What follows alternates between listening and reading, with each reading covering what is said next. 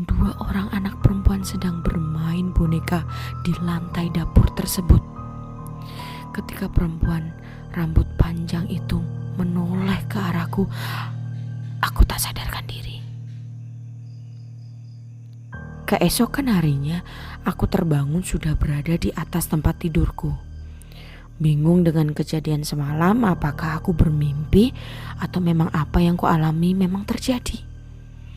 Jika memang kejadian semalam nyata, bagaimana bisa aku kembali lagi ke tempat tidurku?